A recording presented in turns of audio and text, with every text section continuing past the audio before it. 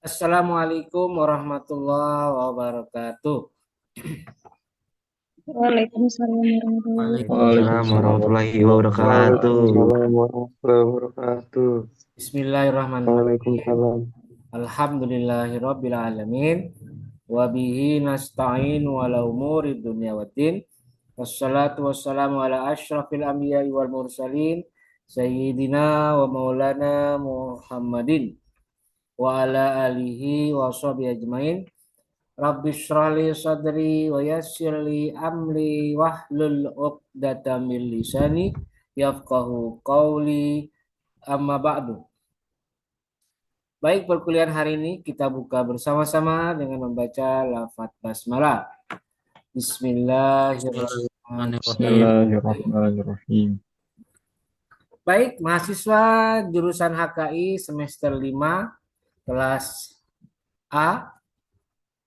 Hari ini kita hadir di MK Hadis Ahkam 2 yang sampai hari ini sudah memasuki pertemuan 13. Ya. Ini sudah menjelang akhir dan berdasarkan informasi yang saya dapatkan dari fakultas, insya Allah UAS akan dilaksanakan pada tanggal 16 Desember 2024. Berarti kita hanya tinggal menyisakan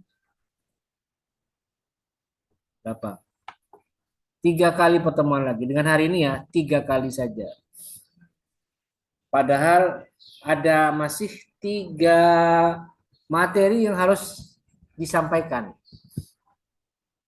Karena itu saya putar otak bagaimana caranya supaya seluruh materi 1 sampai 8 bisa tersampaikan dengan baik. Akhirnya saya putuskan bahwa hari ini materi 6, 7, 8 akan saya bahas sekaligus. Dan nanti pada pertemuan 14 dan 15 akan saya jadikan sesi setoran. Jadi setorannya hadis 6, 7, 8 akan disampaikan pada pertemuan 14 dan 15. Nah, nanti begini. Seluruh materi hari ini kita bahas. Nanti di akhir kelas akan saya tentukan hadis mana yang harus dihafalkan untuk pertemuan yang akan datang. Dan nanti saya lihat itu, ternyata hadisnya cukup panjang ini. Hadis 6 cukup panjang, hadis 7 cukup panjang, hadis 8 agak sedikit pendek. Jadi nanti begini, sedangkan kita hanya menyisakan 2 sesi lagi, 2 pertemuan lagi. Jadi nanti begini, untuk pertemuan ke-14, silakan kalian bisa bagi antara hadis 6 dihafalkan di pertemuan 14 atau dibagi atau dipisah, misalnya gini, 6 7 agak panjang, hadis 8 pendek. Jadi nanti begini, kalau mau didahulukan silakan. Hadis 8 bisa di-store pada minggu depan bersamaan dengan hadis 6 digabung. Dia enggak pusing ya antara hadis 6 7 kok barengan, ini panjang semua ini. Nah, nanti pada pertemuan 15 baru hadis yang 7. 6 8 besok minggu depan, hadis 7 itu pertemuan 15 yang 2 minggu lagi. Jadi bisa disiasati. Jadi saya serahkan kepada kalian, tapi yang jelas harus disetorkan. Silakan bisa ditentukan sendiri mengenai mana hadis yang akan dibahas. Oke, nanti teknisnya bisa dijelaskan setelah ini ya. Baik, sekarang sebelum saya lanjutkan akan saya bagikan terlebih dahulu link absensi untuk hari ini. Hari Selasa tanggal hari apa? Selasa tanggal 26 ya. Sorry. 26 betul. Sorry, saya salah ini. Salah mengambil kelas. Oke, bentar ya. Agak salah sedikit. Oke, sebentar. Tanggal 26. Oke, sebentar. Ya. Ini dia ya, silakan dibuka linknya sudah saya bagikan. Saya berikan waktu secukupnya untuk kalian isi. Dan tolong seperti biasa yang mengisi hanya yang hadir di kelas Zoom hari ini. Dan nanti di akhir kelas jangan keluar dulu sampai akhir. Nanti di akhir kelas akan saya cross check siapa yang hadir. Dan bagi yang tiba-tiba ada gangguan sinyal, bisa segera laporkan ke temannya untuk diinformasikan di kelas hari ini. Oke, oke baik. Ayo coba diaktifkan lagi videonya. Saya tidak bosan-bosannya untuk mengingatkan kalian yang udah aktif videonya untuk segera aktifkan videonya. Yuk. Mana Lisa Nurhaliza, Prayuda, Daivina, Hadi, Fauzi, Ihsanul Fakih, Ainur, Umil Husna, Hilal, Firdan, Ira, Ja'far, Putri Arum, Raudatul Jannah, Ivan, Rizkia, Zaidan, Zikri. Yuk, silakan diisi link absensinya ya.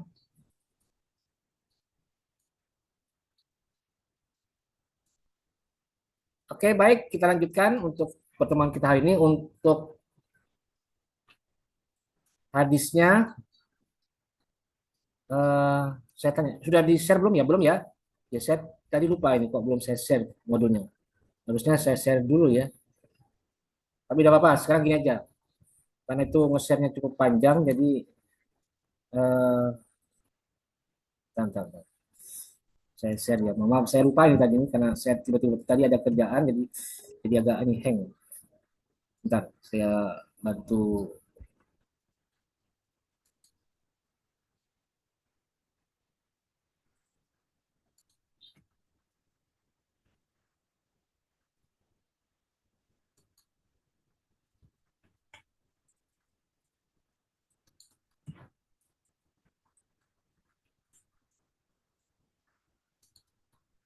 Nih, ini, bentar.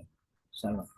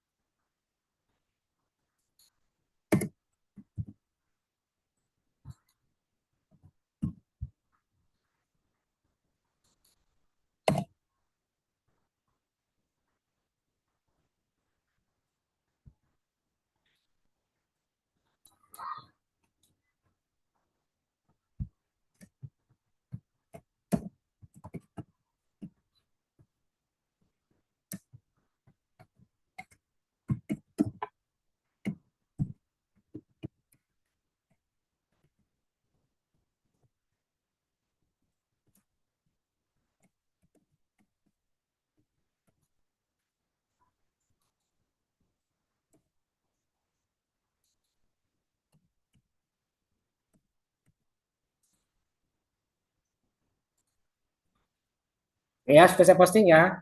678 langsung. Bisa dicek di GCR masing-masing.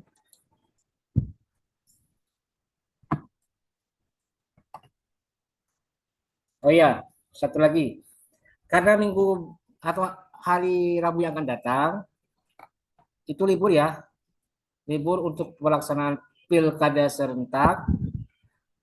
Jadi untuk kelas HKIB itu nanti tidak ada penayangan video, tetapi video ini akan saya pakai. Video di kelas HKIA nanti akan saya share ke kelas HKIB. Jadi sekaligus hari ini itu juga merupakan penyampaian materi untuk kelas HKIB untuk hari ini. Jadi saya audiensinya atau forumnya ini bukan hanya HKIA ya, tapi juga HKIB.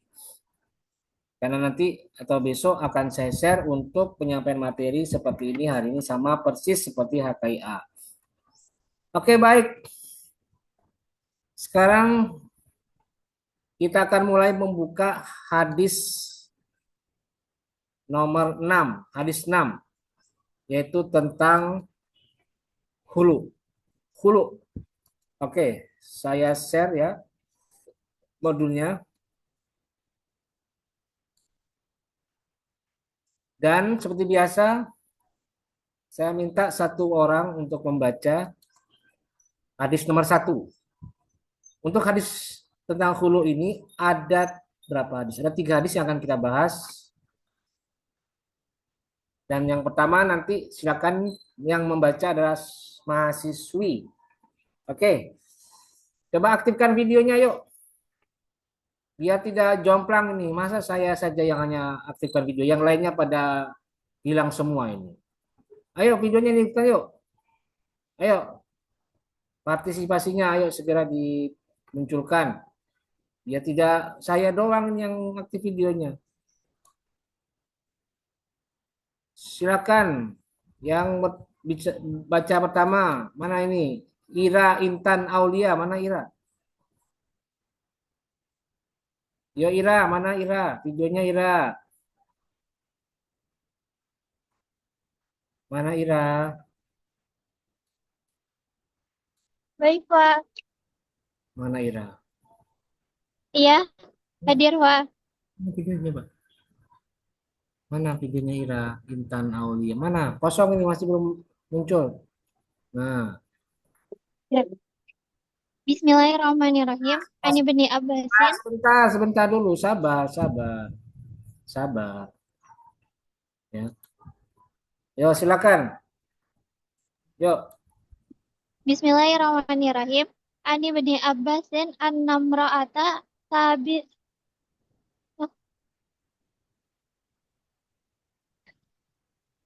Bismillahirrahmanirrahim. Ani bin Abbasin qala ja'at imra'atu tabitin bin Kaisin bin Sammas ila Nabi sallallahu alaihi wasallam faqalat ya Rasulullah Nah, ya Rasulullah ma'atibu alaihi fi khulqin waladini walakinni akrahul kufra fil islami faqala Rasulullah sallallahu alaihi wasallam faturuddaina alaihi hadikota Bentar, Ira. Bukan Fatar apa? Fat. ma'atibu Iya, terus. Wala Rasulullah SAW, terus. ma'atibu alaihi fi khuluqin waladin walakinni akrahul kufra fil Islam. Faqala Rasulullah sallallahu alaihi wasallam faturut dina alaihi hadi Dan Fataruddina. Ya, betul itu. Fataruddina. fata fatarut dina alaihi hadi kota. Qalat na'am.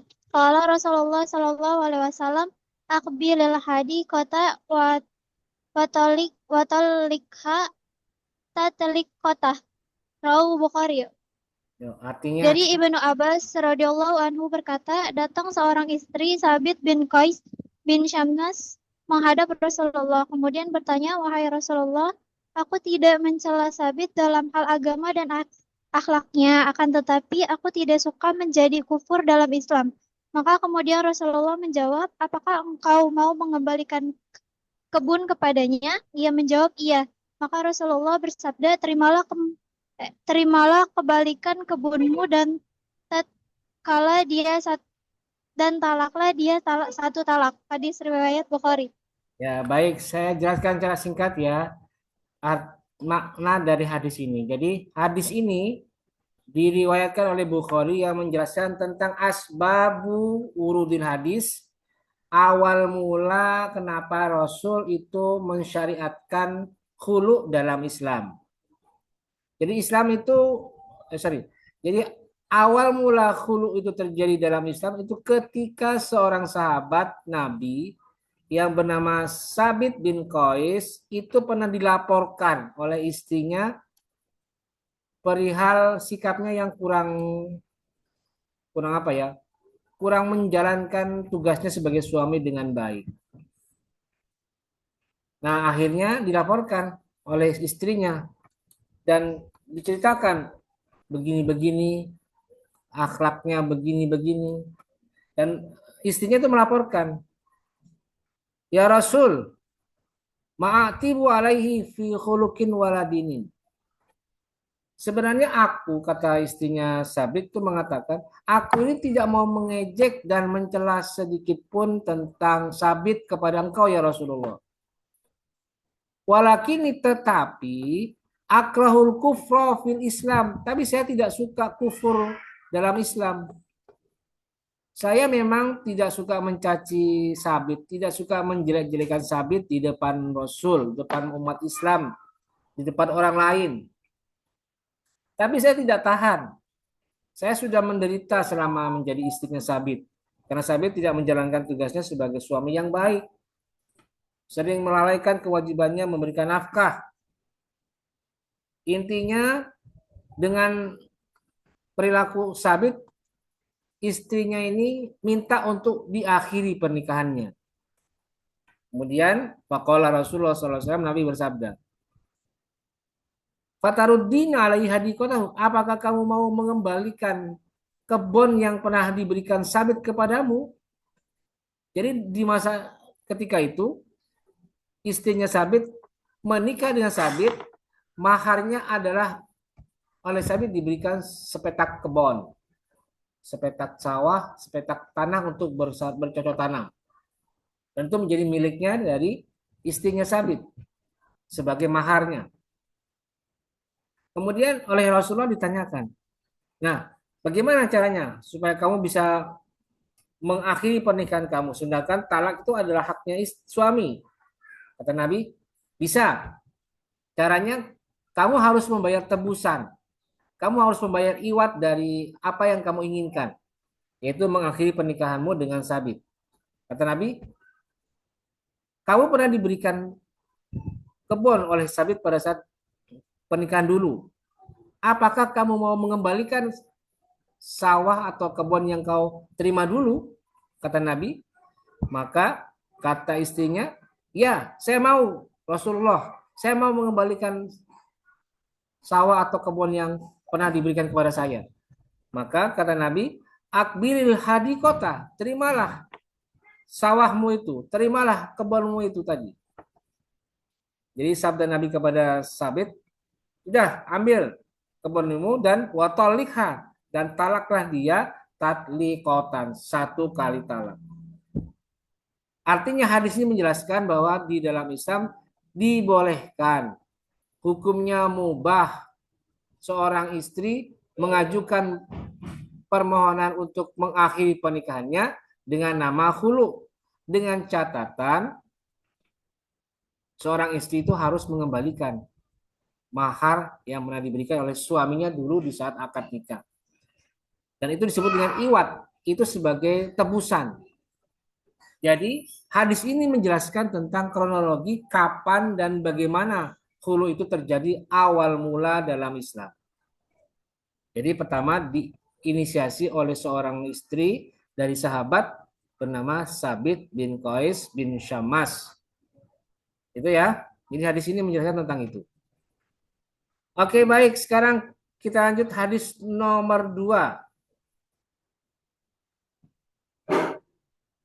Hadis nomor 2, silahkan dibaca saudara. Yuk, sekarang giliran berikutnya saudara ini. Saudara siapa ini? Zaidan Marsendi. Yuk, silakan Zaidan.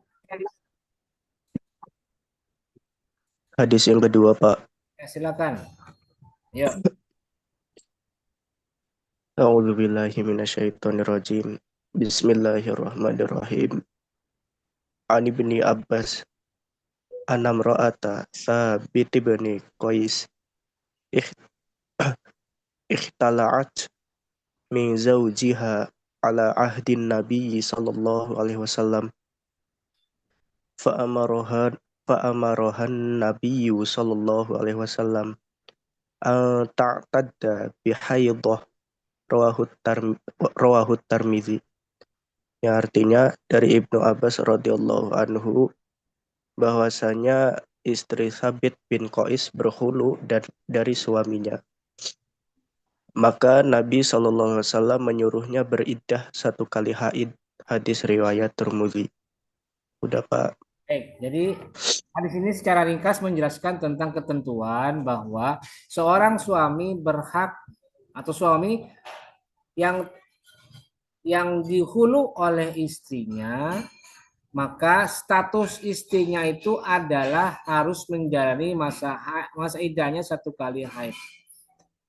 Jadi statusnya apa? Talak. Kalau dalam konsep talak, hulu itu berarti istrinya ditalak bain sugro, statusnya talak bain sugro, dan dia wajib menjalani masa iddah sebanyak 1 kali haid atau 1 kali haid, ya. Ini statusnya, ketentuan hukumnya. Jadi kalau misalnya istri sudah dihulu, itu tidak boleh dinikahi kembali atau tidak boleh dirujuk kembali. Tapi boleh dinikahi lagi tanpa harus dinikahi oleh laki-laki lain. Sebab statusnya talak bain sugro, bukan kubro. Ya.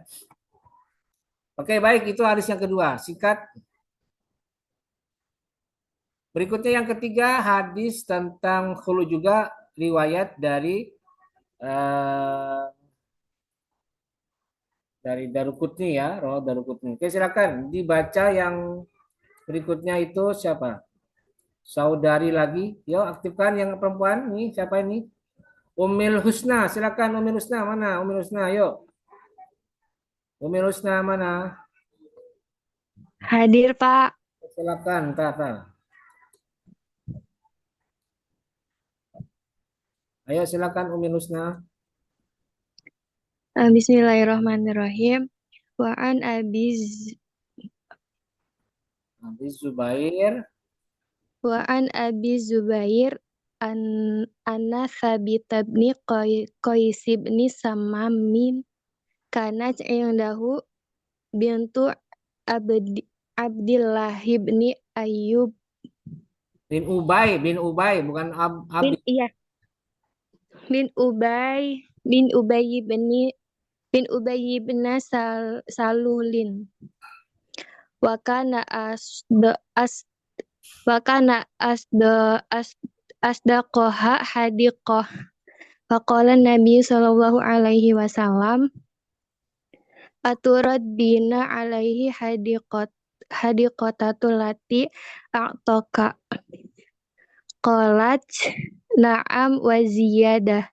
Faqala Nabi sallallahu alaihi wasallam amaz ziyadatu fala Ziyadatu.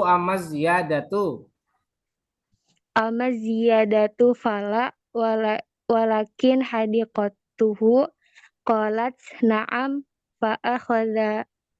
fa'akhadhaha lahu wa khalla sabilaha falamma balagha dzalika Thabit bin Qais faqala qad qabiltu qada Rasulillahi sallallahu alaihi wasallam.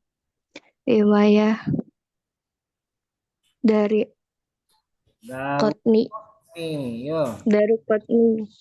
Silakan. dari Abu Az-Zubair bahwasanya Thabit bin Qais Ibnu Syammas beristri anak perempuan Abdullah bin Ubay bin Salul dan telah memberikan mahar sebuah kebun. Maka Nabi Shallallahu Alaihi Wasallam bertanya kepada istrinya, apakah kamu mau mengembalikan kebun yang telah diberikan kepada engkau? Lalu dia menjawab, mau, bahkan lebih dari itu. Nah, Nabi Muhammad Shallallahu Alaihi Wasallam berkata, adapun tambahan tidak dibolehkan, cukup kebunnya saja. Dia menjawab, baik. Maka Nabi mengembalikan kebun kepada Thabit dan melepaskan istrinya. Ketika hal itu sampai kepada Thabit bin Qais, ya, dia pun berkata, saya sungguh dapat menerima putusan Rasulullah Shallallahu Alaihi Wasallam. Hadis riwayat Ad-Daraqutni. Ya, baik. Saya jelaskan secara singkat. Jadi hadis ini merupakan tambahan penjelasan dari kisahnya hadis yang di awal tadi. Hadis yang pertama tadi ya. Riwayatnya Bukhari tadi itu ya. Cuma ada tambahannya pada sisi eh, nama atau status dari siapa istri dari Sabit bin Qais. Walaupun di sini tidak disebutkan nama istrinya, tapi disebutkan bahwa istrinya Sabit bin Qais ini adalah putri dari Abdullah bin Ubay bin Salul. Namanya siapa tidak disebutkan. Kemudian tambahan yang kedua adalah perihal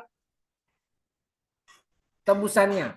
Bahwa tebusan yang harus dibayarkan oleh mantan atau istri yang akan berkhulu tadi itu harus setara dengan mahar yang pernah diberikan. Kalau dilebihkan gimana? Tidak boleh kata Nabi. Wa maziyadah fala, nggak boleh kata Nabi. Walakin hadi qatu, cukup kebunnya saja. Tidak boleh ditambahkan, kenapa? Karena untuk menghindari terjadinya riba atau penambahan nilai dari benda, dari barang yang diberikan, maharnya.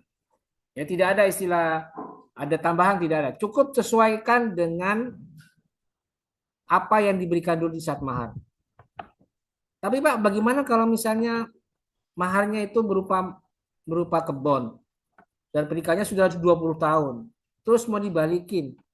Tentu saja harga tanah di saat sekarang berbeda dengan harga tanah di 20 tahun yang lalu. Bagaimana itu Pak kalau ada penambahan nilai? Nah, itu penambahan nilai, bukan menambahkan barang yang ada. Kan tentu saja ada inflasi segala macam, maka itu bisa dikonversi ke 20 tahun kemudian. Nah, itu bukan riba. Ini hanya sekedar pertambahan barang, pertambahan nilai barang, bukan bertambahnya barang, gitu ya. Hanya nilainya saja yang bertambah. Jadi itu ya hadis yang berkaitan dengan hulu. Di sini ada penjelasan mengenai nama dari istrinya Sabit bin Qais, walaupun tidak sebutkan nama, hanya sekedar anak dari siapa. Dan yang kedua adalah pada aspek pertambahan barang yang harus dibayarkan melebihi mahar. Kata Nabi itu tidak boleh, cukup kebunnya saja, cukup apa yang pernah diberikan di saat mahar disampaikan. Baik, itulah hadis yang ketiga yang terakhir berkaitan dengan hulu, hukum hulu dan status hulu yang terjadi pada hadis 1, 2, dan 3. Oke, baik. Selesai untuk hadis yang pertama. Hadis 6 selesai. Sekarang kita lanjut hadis yang ke-7. Hadis tentang iddah. Oke. Saya tampilkan. Hadis 7. Ini dia. Ini ya. Oke, baik. Di sini ada hadis 1, kemudian hadis 2, dan hadis 3. Nah, oke, baik. Yang pertama hadis riwayat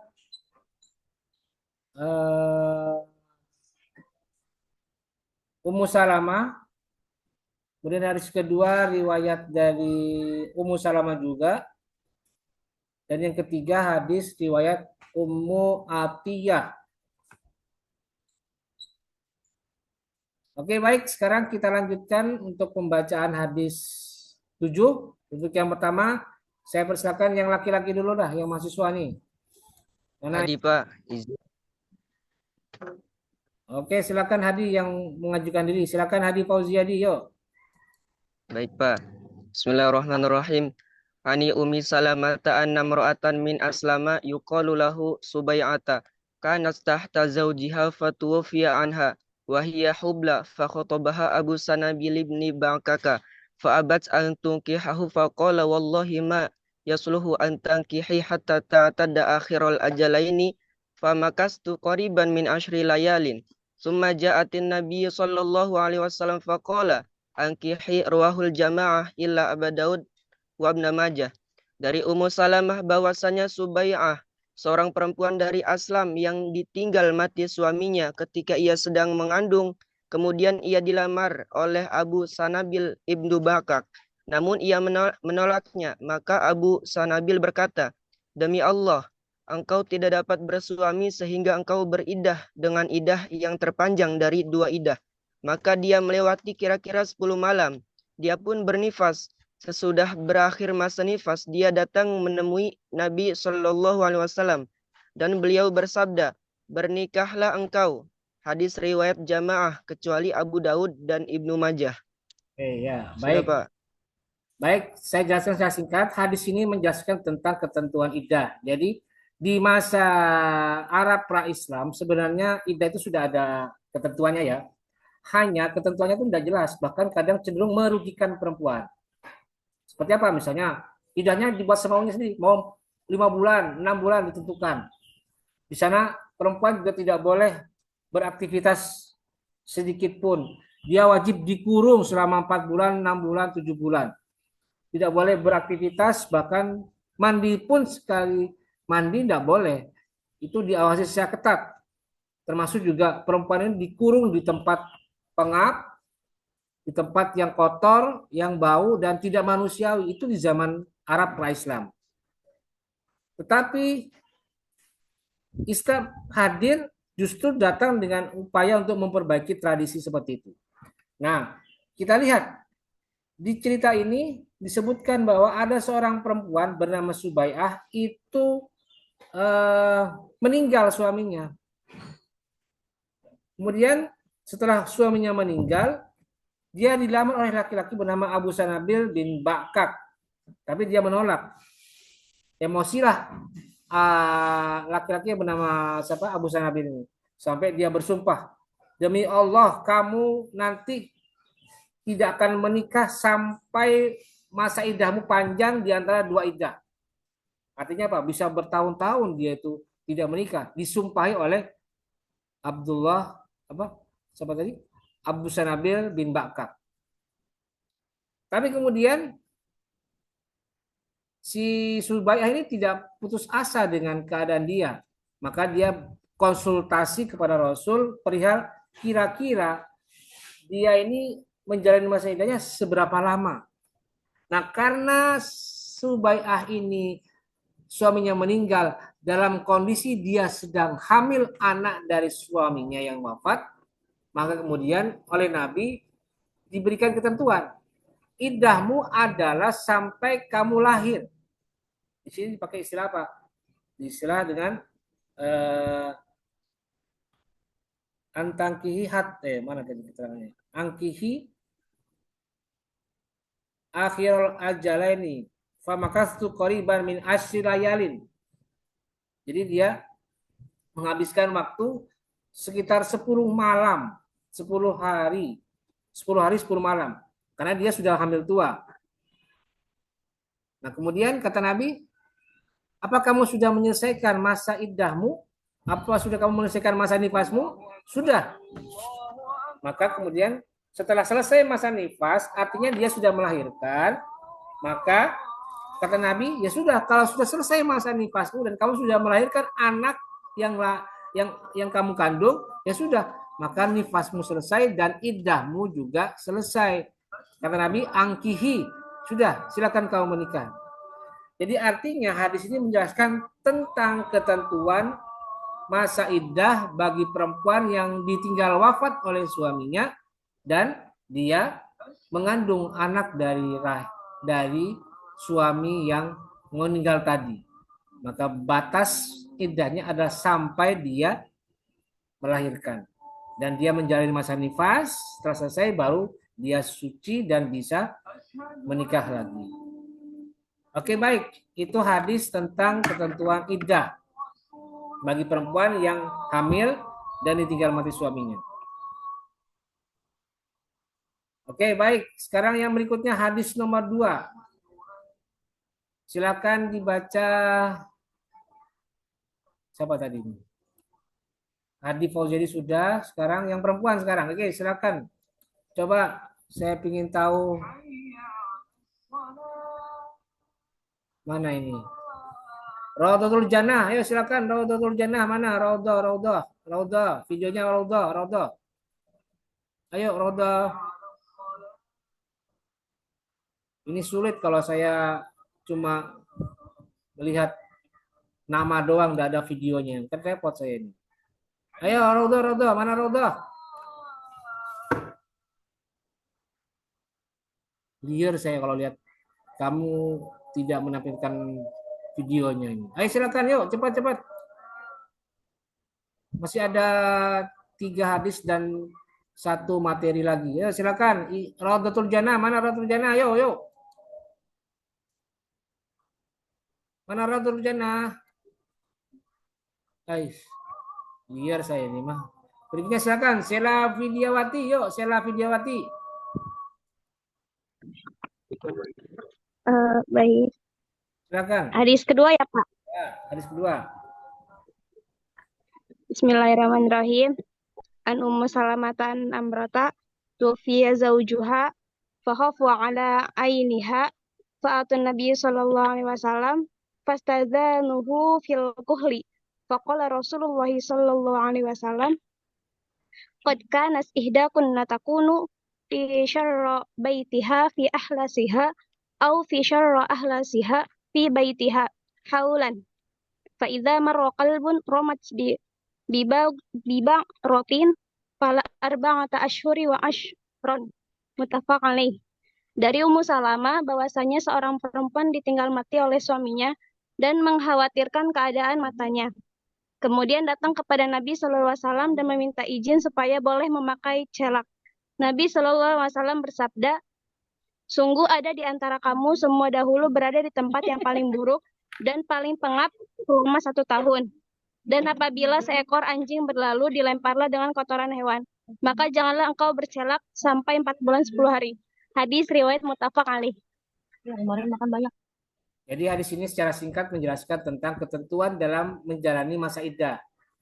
Aturannya adalah bahwa seorang yang wajib menjalani masa iddah itu harus menghindari hal-hal yang bersifat menghias diri dan mempersolek diri. Misalnya bercelak. Seorang perempuan jika bercelak itu berarti tandanya dia bersolek. Bukan menjadi pengobat, bukan mengobati, tapi bersolek atau berhias diri. Nah, itu yang dilarang di dalam saat seorang perempuan menjalani masa iddah. Itu yang tidak boleh. Sebab justru dengan bercolek atau dia berhias diri, itu akan mengundang perhatian dari kaum laki-laki. Yang ini harus dihindari. Sebab dia tidak boleh berinteraksi dengan laki-laki lain, bahkan sampai harus melakukan pendekatan seorang laki-laki kepada dia. Itu yang tidak boleh ya. Maka dari itu di hadis ini dijelaskan dilarang seorang perempuan untuk bercelak atau bersifat ya. Celak atau sifat itu ya. Memberikan tanda di bagian kelopak mata dengan tanda hitam yang itu justru membuat orang melihatnya dengan pesona, dengan wajah ingin berkenalan dan bahkan ingin menikahi dia. Nah, itu yang tidak boleh.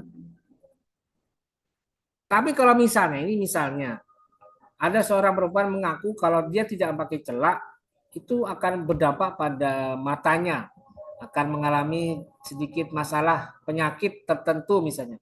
Kalau seperti itu bisa jadi celak itu akan dibolehkan.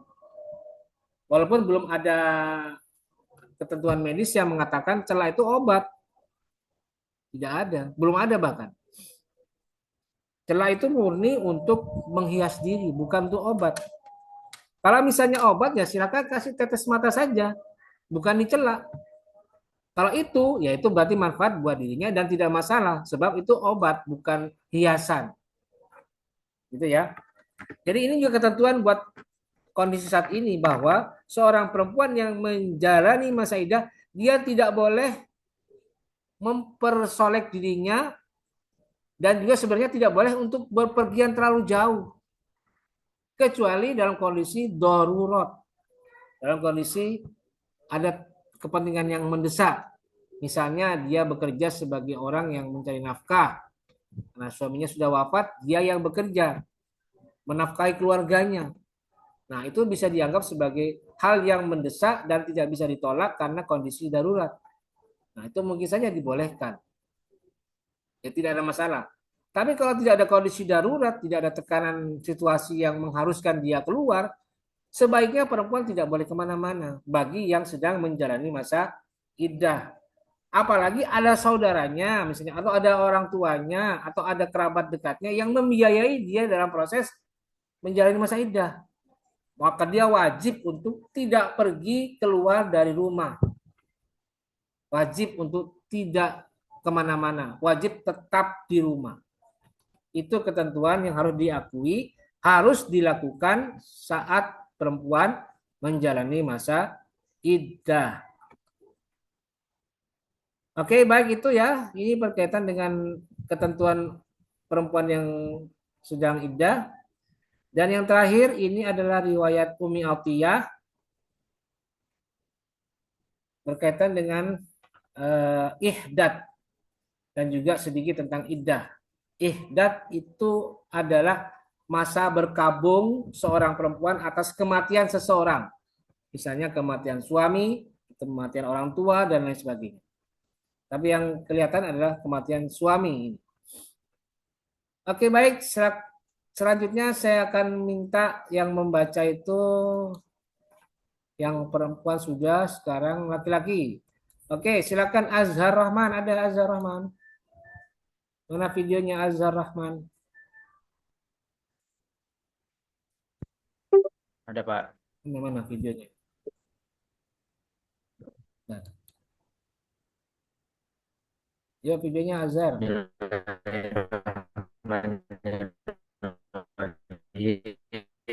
Suaranya putus-putus Azhar. Suaranya putus-putus Azhar. Ulangnya Azhar. Iya, qalat kunna nunha an nuhidda alayya mayyiti. Bismillahirrahmanirrahim. Nuhidda ala mayyiti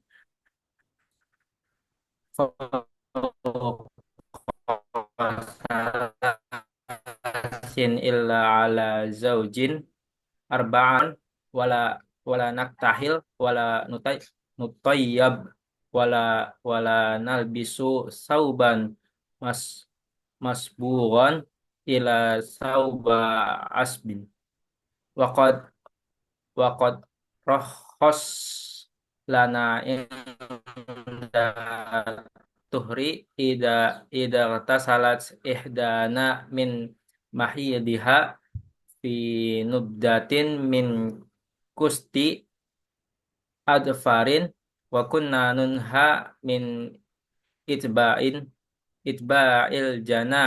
janaiz riwayat Bukhari wa Muslim. Artinya dari Ummu Atiyah berkata, kami para perempuan dilarang berihdad atau berkabung karena kematian seorang lebih dari 3 hari, kecuali kematian suami selama 4 bulan 10 hari. Kami dilarang bercelak, berwangi-wangian, memakai pakaian yang dicelup atau pakaian yang indah-indah, terkecuali pakaian serban, dan dibolehkan bagi kami di waktu bersuci mandi dari haid memakai sedikit dupa, dan kami dilarang mengikuti jenazah. Hadis riwayat Bukhari dan Muslim. Oke, baik. Suaranya agak putus-putus ya tadi ya Azhar Rahman ya. Tapi tidak apa-apa dah. Oke, perhatikan hadis riwayat Ummi Atiyah menyatakan bahwa kami atau kaum perempuan itu dilarang, nunha, dilarang untuk berihdad atau berkabung, an-nuhidda, berkabung ala mayyitin atas kematian seseorang yang wafat fauqa salasin, lebih dari 3 hari. Jadi dilarang berkabung lebih dari 3 hari. Kalau 3 hari itu boleh, silakan meratapi, menangisi dan menyatakan kesedihan, boleh. Tapi setelah 3 hari sudah cukup selesai masa berkabungnya, kembali normal. Itu kalau kematian seorang yang terdekat. Tapi illa ala zaujin, kecuali bagi suami yang meninggal, harus tetap berkabung lebih dari 3 hari. Berapa lama? Arba'ata ashhurin wa ashron. Berkabung selama 4 bulan 10 hari. Seorang istri berarti kalau suaminya meninggal, dia harus berihdat sekaligus beriddah selama 4 bulan 10 hari.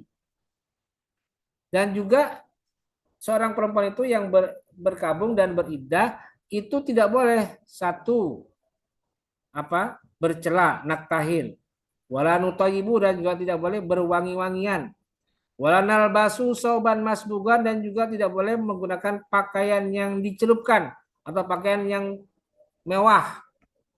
Kalau zaman dulu kan pakaian mewah itu dicelupkan sehingga begitu diangkat kelihatan berkilau dan glowing kalau sekarang. Illa sauba asbin, kecuali pakaian yang serban, pakaian serban. Jadi tidak boleh pakaian mewah-mewah kecuali pakaian serban. Dan juga kita seorang perempuan itu kalau sedang menjalani masa iddah itu boleh mandi, tapi mandinya secukupnya saja. Artinya apa? Kalau dia suci atau haid kemudian mau suci, dia mandi secukupnya untuk membersihkan haidnya. Cukup segitu saja, tidak boleh ditambah-tambah, dikasih pewangi lagi-lagi, dikasih celak lagi, dikasih yang mewah-mewah, dikasih yang indah-indah sehingga menimbulkan pesona yang muncul dalam diri dia. Itu tidak boleh. Cukup sekedar ala kadarnya dia mandi. Yang penting suci dan bersih. Kemudian dan juga dilarang mandi itu pakai wangi-wangian dan cukup hanya dengan sekedar memberikan sedikit dupa atau kemenyan yang aromanya bukan seperti aroma parfum tapi aroma kembang tertentu sehingga kesannya itu bukan kelihatan mewahnya, kelihatan bagusnya, tapi kelihatan masa berkabungnya. Dan juga saat kita berkabung, kita dilarang untuk mengantar jenazah. Khusus perempuan ya, dilarang mengantar jenazah. Yang melarang siapa? Tentu saja Rasulullah.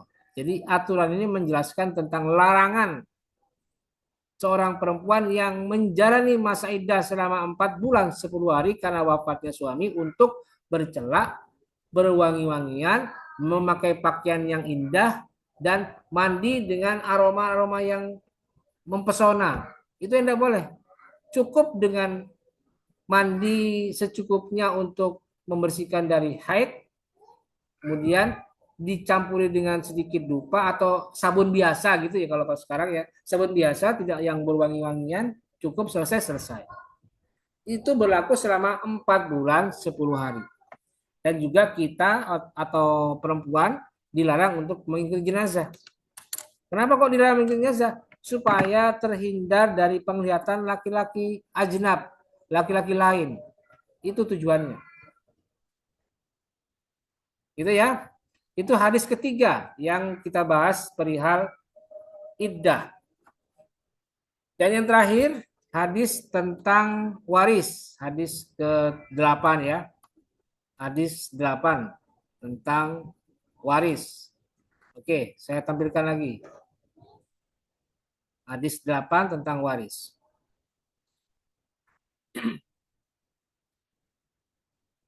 Oke, ini dia ya, hadis tentang waris, terkait dengan waris. Hadis pertama riwayat dari Abu Hurairah. Kedua hadis riwayat Abu Hurairah juga. Dan yang ketiga hadis riwayat Usamah bin Zaid. Oke, baik. Selanjutnya untuk membaca hadis pertama. Tadi sudah dibaca oleh siapa tadi? Azhar ya. Sekarang giliran yang perempuan. Oke, silakan. Ayudiah, Dwi Mulyani, ada Ayudiah. Ayo videonya diaktifkan lagi. Ayudiah dan lain-lainnya, ayo. Ayudiah. Mana ayu dia? Mana ayu dia?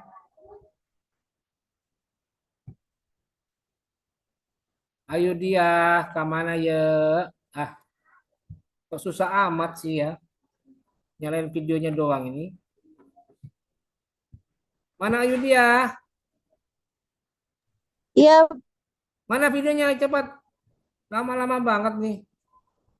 Jangan lama-lama, cepat nih. Kita waktunya terbatas nih. Mana ayo dia? Cepat.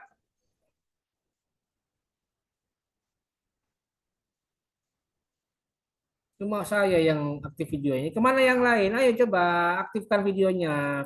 Saya kan bilang videonya tuh tanda kalian itu serius kuliah. Nggak usah dimatikan videonya. Ayo dong. Masa saya berkali-kali ngomong. Ini sama kayak di kelas ini, kuliah online ini. Ada wajahnya, ada tampilannya. Kalau kalian di kelas kan ada bukti kehadiran kan begitu. Sama kayak di kelas ini. Ayo, mana Ayu dia? Dari tadi Ayu dia tidak muncul-muncul. Ah, oke, gantinya nih. Dia Devina Khairani. Mana Devina? Ayo, Devina, ayo. Mana suaranya? Suaranya diaktifkan. Baik, Bapak. Silakan ya. Bismillahirrahmanirrahim. Hadasana Ibrahim bin Al-Munziri Al-Hizami Hadasana Hafsu bin Umar ibni Abi Al-Itofi Hadasana Abu Zinadi an Al-A'raji an Abi Hurairah Qala Rasulullah sallallahu alaihi wasallam ya Aba Hurairah ta'alamu al-faraid wa alamahu wa alimuha fa innahu nisful ilmi wa huwa awwalu syai'in yunza'u min ummati rawahu Ibnu Majah. Telah menceritakan kepada kami Ibrahim bin Munzir Al-Hizami, telah menceritakan kepada kami Hafsah bin Umar bin Abu Al-Itof, telah menceritakan kepada kami Abu Az-Zinad dari Al-A'raj dari Abu Hurairah. Ia berkata Rasulullah SAW bersabda, wahai Abu Hurairah, belajarlah faraid dan ajarkanlah, karena sungguhnya ia adalah setengah dari ilmu, dan ilmu itu akan dilupakan, dan ia adalah yang pertama kali dicabut dari umatku. Hadis riwayat Ibnu Majah.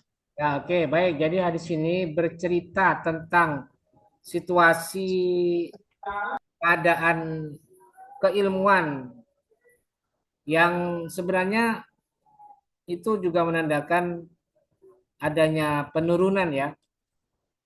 Hadis ini menjelaskan tentang peringatan Rasul agar umat Islam jangan pernah berhenti untuk belajar, terutama pelajarilah ilmu faraid. Ilmu faraid itu ilmu tata cara mengatur waris dalam Islam. Membagi tentang bagian-bagian mana yang wajib disebarkan kepada ahli waris setelah muwarisnya wafat. Nah, kata Nabi, wahai Abu Hurairah. Nah, ini karena yang meriwayatkan Abu Hurairah, maka Nabi khitabnya kepada Abu Hurairah. Wahai Abu Hurairah, ta'allamul faraid, belajarlah kamu ilmu faraid. Wa'allimuha, dan ajarkanlah. Belajar sekaligus ajarkan. Sebab apa? Karena ilmu faraid ini adalah nisful ilmi. Sebagian sudah termasuk sebagiannya ilmu. Jadi kalau belajar ilmu faraid itu sudah seperti belajar separuhnya ilmu. Bahwa yunsa, dan ilmu ini, ilmu faraid ini pasti akan terlupakan. Dan karena terlupakan, maka ilmu faraid itu adalah awwalu syai'in yunza'u min ummati, akan menjadi ilmu yang pertama kali dicabut atau hilang atau punah dari umatku. Jadi Nabi sudah punya klaim bahwa suatu saat nanti pengetahuan di dunia ini akan musnah. Dan yang pertama kali musnah, yang pertama kali akan dicabut itu adalah ilmu faraid. Kok bisa, Pak? Ya tentu saja kelihatan. Bisa kita logikakan. Coba bayangkan. Kita sudah belajar ilmu faraid, tapi prakteknya apakah banyak orang yang mempraktekkan? Ternyata tidak. Dan itu juga diapresiasi oleh di apa? Di ya dihargai juga oleh Islam. Karena apa? Selama harta dibagi dan yang mendapatkan bagian rela, maka selesai urusannya. Misalnya seorang perempuan atau seorang istri, dia berhak mendapatkan 1/8 jika ada anak. Nah, seorang anak akan membagikan bagian dari ibunya. Tapi ibu bilang begini, sudah nak, bagian ibu tidak usah ibu dapat, semuanya buat kalian, buat masa depan kalian, buat pendidikan kalian. Sudah, ibu redo, ibu ikhlas. Tidak apa-apa, tidak masalah itu diabaikan jatah seorang istri. Tapi anak juga ditambahkan, tidak masalah. Itu juga dibolehkan dalam Islam, tidak masalah. Jadi wajar. Di sini saya sudah kelihatan dari karakter pengalaman keagamaan kita akan terlihat mana yang akan dicabut pertama kali dan mana yang akan belakangan. Dan yang pertama kali itu tentu saja adalah yang berkaitan dengan keridoan, misalnya ilmu faraid. Jadi wajar ilmu faraid akan dicabut pertama kali, punah dari muka bumi ini nanti. Ya nanti tentu saja nanti setelah sudah mendekati yaumul akhir ya akan dicabut. Oke, itu hadis yang pertama berkaitan dengan ilmu faraid. Ilmu faraid itu adalah ilmu yang super dan setengahnya pengetahuan yang lain.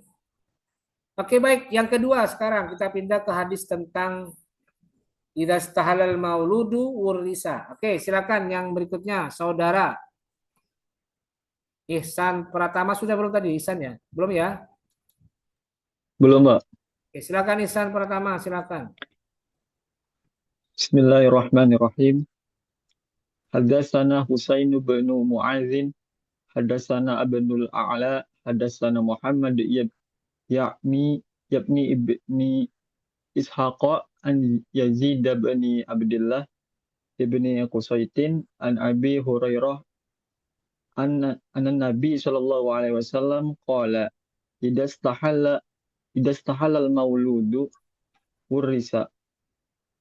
Telah menceritakan kepada kami Husain bin Mu'ad, telah menceritakan kepada kami Abdul A'la, telah menceritakan kepada kami Muhammad bin Ishaq dari Yazid bin Abdullah bin Qusaid dari Abu Hurairah dari Nabi Muhammad SAW. Beliau bersabda, apabila anak yang telah lahir dalam keadaan menangis, maka ia diwarisi. Hadis riwayat Abu Dawud. Oke ya, baik. Hadis ini secara tegas menjelaskan bahwa seorang bayi yang baru lahir, jika mewarisnya wafat, meskipun sudah lewat berapa menit, berapa jam, bersama dengan wafatnya mewaris, juga lahir anak yang dari lahirnya seseorang, itu berhak mendapatkan waris sesuai dengan urutannya. Jadi bukan berarti anak yang baru lahir itu tidak dapat bagian, tidak. Tetap dia mendapatkan jatahnya meskipun dia baru lahir dan dia ada jatahnya untuk mendapatkan waris. Jadi gitu ya. Sebab ada di sebuah pedesaan itu punya adat yang berhak mendapatkan waris itu hanya orang yang sudah dewasa, sudah balik. Anak misalnya. Anaknya harus balik dulu, sudah cukup umur baru dia mendapatkan waris. Itu ada di sebuah daerah tertentu ya. Di daerah Sulawesi tempat saya itu ada juga ada seperti itu. Yang diberikan waris itu hanya yang sudah gede, sudah minimal sudah sekolah atau sudah pendidikan tingkat sekian. Sedangkan yang bayi tidak masuk jatah waris. Nah ini salah ya. Yang betul kata Nabi, idza stahallal mauludu wurrisa. Sekalipun anak yang baru lahir dan dalam keadaan menangis dia lahir, itu tetap wurrisa, berhak mendapatkan waris. Jadi ini antitesa dari adat istiadat yang hanya memberikan jatah waris kepada mereka yang sudah lahir sejak lama, sudah berumur dan sudah bisa menentukan sendiri hartanya mau diapakan dan mau dikelola seperti apa. Bukan. Tapi yang betul, sekalipun dia baru lahir, itu berhak mendapatkan waris. Baik, yang terakhir ini yang ketiga hadis riwayat Usamah bin Zaid. Silakan, siapa ini yang tadi belum? Nah ini nih, Lisa Nurhaliza, silakan. Lisa Nurhaliza, belum kan tadi ya? Iya, belum, Pak. Silakan, terakhir, hadis terakhir. Bismillahirrahmanirrahim. Hadatsana Abu Asim an ibni Juraijin an ibni Shihabin an Ali bin Husainin an Amri wa bni Utsman an Usamata bin Zaidin radhiyallahu anhuma anna Nabiyya sallallahu alaihi wasallam qala la yarithul muslimul kafiro walal kafirul muslima. Rahul Bukhari wa Muslim. Telah menceritakan kepada kami Abu Asim dari Ibnu Juraij, dari Ibnu Syihab, dari Ali bin Husain, dari Amru bin Utsman, dari Usamah bin Zaid radhiyallahu anhu. Nabi Shallallahu alaihi wasallam bersabda, orang muslim tidak mewarisi orang kafir dan orang kafir tidak mewarisi orang muslim. Hadis riwayat Bukhari Muslim. Oke ya, baik. Jadi hadis ini memberikan penegasan bahwa mamnu'ul irsi atau tercegahnya seorang memberikan waris itu pada aspek ikhtilafuddin, perbedaan agama ya. Jadi seorang yang berbeda agama itu tercegah dirinya untuk mendapatkan waris atau sebaliknya memberikan waris. Misalnya bapaknya murtad, maka bapak yang wafat tadi murtad dan wafat. Maka bapak yang wafat tadi tidak bisa mewariskan hartanya kepada anaknya. Atau sebaliknya, anaknya murtad, bapaknya wafat, maka bapak yang wafat tadi itu tidak bisa mewariskan atau menerima waris kepada anaknya yang murtad atau berbeda agama. Jadi itu salah satu faktor kenapa perbedaan agama itu termasuk ke dalam mamnu'ul irsi atau tercegahnya seorang mendapatkan waris atau memberikan waris. Baik orang kafir yang memberikan waris ataupun orang kafir yang menerima waris. Ini dasarnya hadis riwayat Usamah bin Zaid. La yarisul muslimul kafiro walal kafirul muslima. Oke, selesai. Sekarang saya beri kesempatan sebelum saya lanjutkan dengan pembagian hadis yang akan dihafalkan. Silakan saya berikan waktu untuk bertanya untuk 3 materi hadis ini. Hadis tentang khulu, tentang iddah, dan tentang waris. Silakan, mungkin ada. Saya persilakan, mangga katuran. Yuk.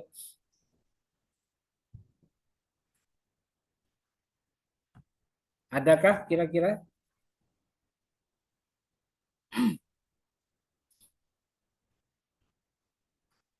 Tidak ada? Oke, baik. Kalau tidak ada, akan saya lanjutkan dengan penjelasan mengenai hadis mana yang dihafalkan untuk pertemuan berikutnya. Baik, untuk hadis 6 yang nanti dihafalkan.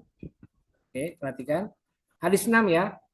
Perhatikan ini. Hadis 6 yang wajib dihafalkan untuk pertemuan berikutnya adalah hadis nomor 1 ini ya. Hadis riwayat Ibnu Abbas, Ja'at imratu Sabit bin Qais bin Syammas ila Nabi sallallahu alaihi wasallam faqala ya Rasulullah ma'ati wa alaihi fi khuluqin wa dan seterusnya.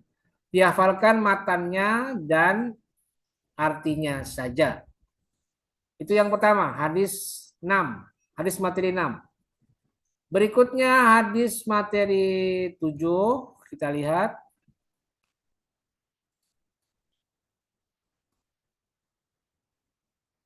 Yang dihafalkan adalah hadis yang nomor 3 ini dia. Hadis Ummi Atiyah qalat kunna nunha an nuhidda ala mayyitin fauqa salasin illa ala zaujin arba'ata asyurin wa asyran dan seterusnya. Ya, ini ya, dibaca, dihafalkan matannya dan artinya saja. Itu hadis 7, hadis tentang iddah. Dan yang terakhir hadis 8 itu hadis, Nomor 2, Pak. nggak usah nanya, nggak usah ngasih tahu. Saya yang jelaskan, nggak usah dikasih tahu.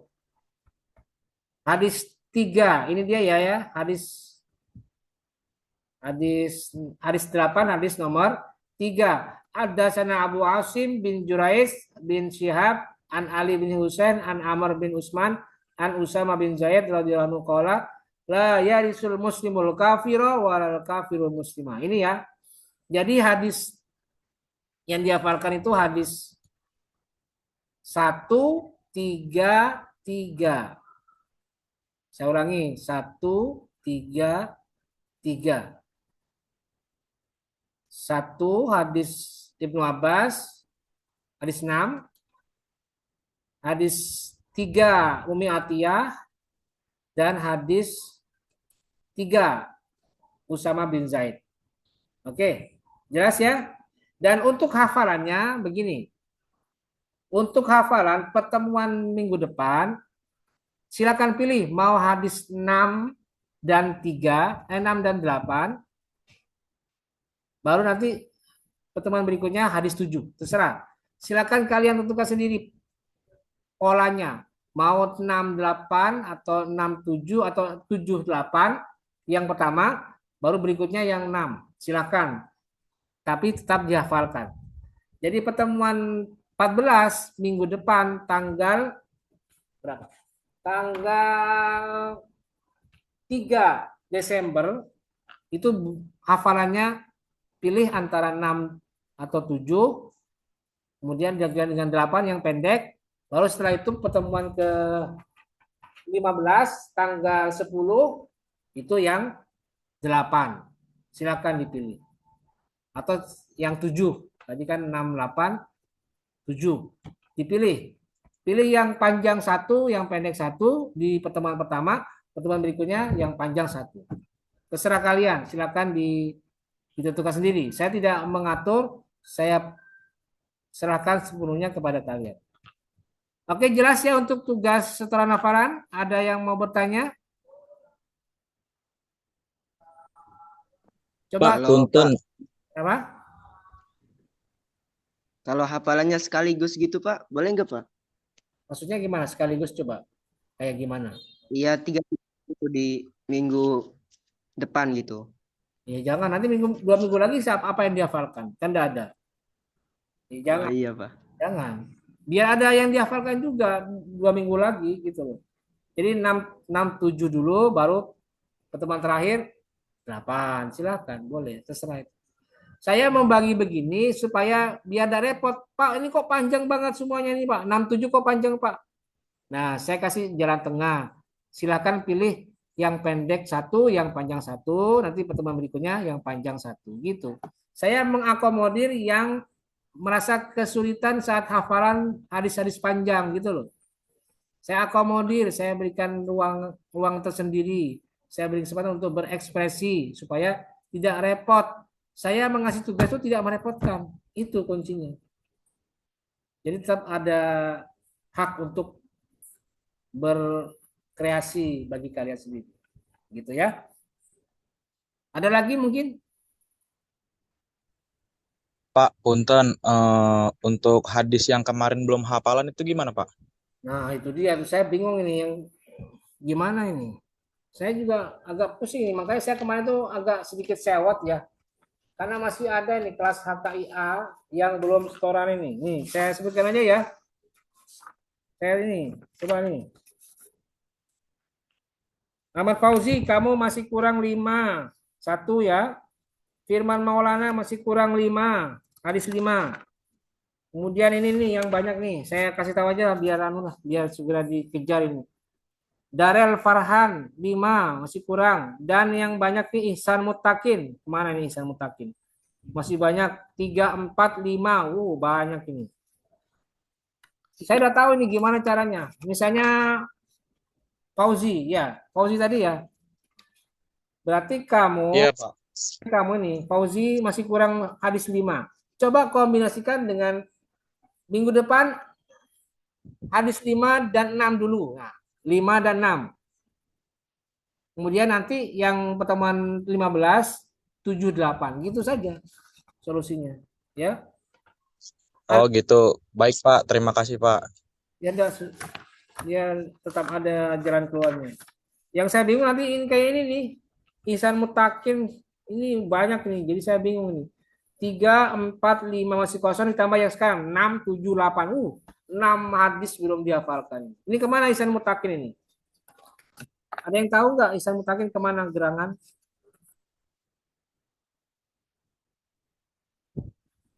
Ada yang tahu nggak? Coba Zaidan Marsendi, mana Zaidan? Zaidan Marsendi mana? Kenapa Pak? Tahu nggak Ihsan Mutakin? Hadir Pak. Ihsan Mutakin kemana coba? Ada yang tahu nggak? Kamu tahu nggak? Kurang tahu itu Pak. Tahu. Dekat dengan Ihsan Mutakin siapa di kelas A ini? Menurut Zaidan siapa yang dekat dengan Ihsan Mutakin? Ihsan Mutakin, Pak. Ihsan Mutakin itu biasanya ngojek, Pak. Ngojek. Waduh. Iya. Ngojek di mana dia? Nggak sempat ngapal kali, Pak. Ya enggak gitu dong. Ngapal kan bisa dari sambil jalan. Sambil ngojek kan bisa. Kan tidak setiap jam dia ngojek kan pasti ada istirahatnya. Ya kasih waktu lah untuk ngapalin. Ya kerja sih boleh, cari uang boleh supaya nambah pengalaman dan nambah ekonomi. Tapi kan jangan lupakan tugasnya sebagai mahasiswa. Kalau ada tugas apa kerjakan, ya jangan dilupakan. Kecuali dia mundur, lapor saja ke saya, Pak, saya mundur Pak sebagai mahasiswa. Silahkan mundur. Tidak usah ngisi KRS gitu. Tidak usah ngisi semester 6, nggak usah. Ya karena kan dia sudah ribut dengan pekerjaan kan. Ya kalau sudah kayak begini kan jadi kesulitan ini. Gitu. Oke ya, gitu aja ya. Untuk minggu depan silakan tentukan sendiri hadis mana yang dihafalkan terlebih dahulu dan dilanjutkan dengan pertemuan berikutnya untuk pertemuan terakhir tentang hafalan berikutnya. Oke, baik, saya kira itu. Dan saya akan cross check absensinya untuk hari ini. Coba yang saya panggil namanya silakan memberikan suara, angkat suara. Oke ya. Yang pertama, ini lagi loading.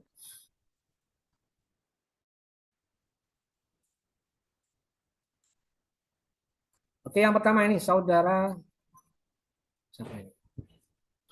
Saudara Ahmad Fauzi ada?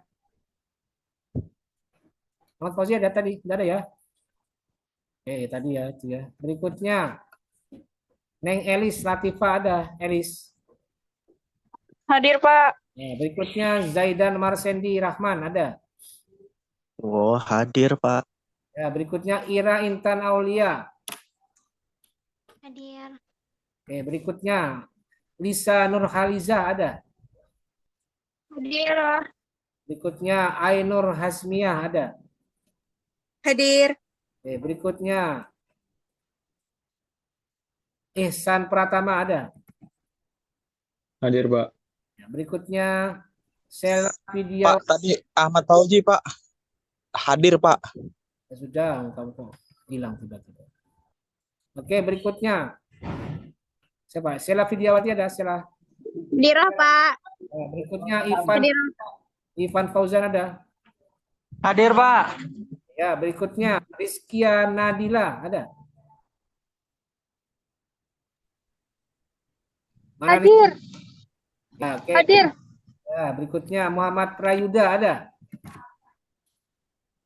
Kuotanya habis dia Pak. Tadi ngabarin. Kuotanya habis. Oke, ya, baik. Berikutnya Iya, Pak. Ahmad Diano Dika Prayoga ada? Hadir, Pak. Hadir. Nah, berikutnya Umil Husna ada? Hadir, Pak. Berikutnya Firdan Fadilah ada? Firdan? Hadir, Pak. Hadir. Berikutnya Putri Arumsari ada? Hadir, Pak. Hadir, Pak. Oke, berikutnya Hilal Parlaungan Daulay ada? Hilal? Ada dong Pak. Ada Pak Ji, hadir. Dong segala, emang ngobrol sama siapa kan? Yang benar sih kalau ngomong itu, pakai dangdung. Oke, berikutnya Muhammad Ihsanul Fakih Hadir Bapak, hadir. Ya, berikutnya Hadi Fauziadi. Ada Hadir Pak, hadir. Jafar Hussein. Jafar Hussein Zen Hadir ada. Pak, ada. Berikutnya Doivina Khairani ada. Doivina. Hadir Bapak. Ya, berikutnya Ana Rodiana. Hadir. Berikutnya Firman Maulana ada. Ada Firman? Oh, nggak ada jawaban. Firman Maulana ada ya. Kalau ada saya delete ya. Firman delete. Oke, berikutnya Azhar Rahman ada Azhar. Ada Pak. Berikutnya Muhammad Rizaluddin Hawari ada. Ada Rizal? Nggak ada. Saya delete ya. Berikutnya Ayudiah Dwi Mulyani ada. Ada Ayudiah? Nggak ada Ayudiah. Dari tadi kok nggak ada jawaban Ayudiah ini? Memang nggak ada orangnya ya? Ayo dia mana ini orangnya nih? Ayo dia videonya ke mana ya? Apa bukan videonya? Suaranya ke mana ini? Baik. Berikutnya Siti Alia Nafisah ada Alia. Hadir Bapak. Kenceng banget suaranya. Muhammad Rafli Alfian ada Rafli. Hadir Pak. Ya berikutnya Darel Farhan Al Furqon. Panggil Al Furqon. Mana Darel? Ada Darel? Tidak ada Darel nih. Saya delete ya. Berikutnya Lucy Indriani ada Lucy. Hadir Pak. Berikutnya Khairini Vidya Amara ada Khairini. Ada Khairini. Gak ada juga ini. Kosong lagi. Kosong. Berikutnya setelah Khairini tadi Fajar Permana ada Fajar. Hadir Pak, hadir. Ya, berikutnya Zikri Hijjul Abror ada Zikri. Hadir Pak. Ya, Hadir Pak. Erika Fadilah Putri ada. Hadir Bapak. Ya, berikutnya Raudatul Jannah. Mana Raudah?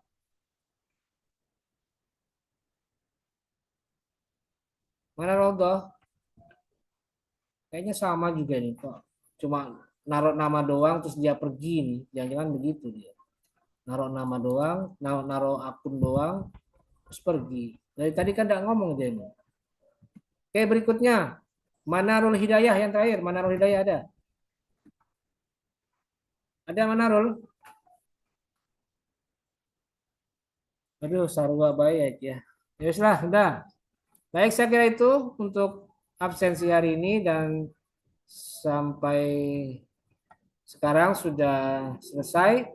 Dan mari kita akhiri perkuliahan hari ini dengan bersama-sama membaca lafaz hamdalah. Alhamdulillah. Amin. Makasih Pak. Makasih Pak. Izin Pak. Assalamualaikum warahmatullahi wabarakatuh. Waalaikumsalam warahmatullahi wabarakatuh. Sehat terus Pak. Terima kasih Pak.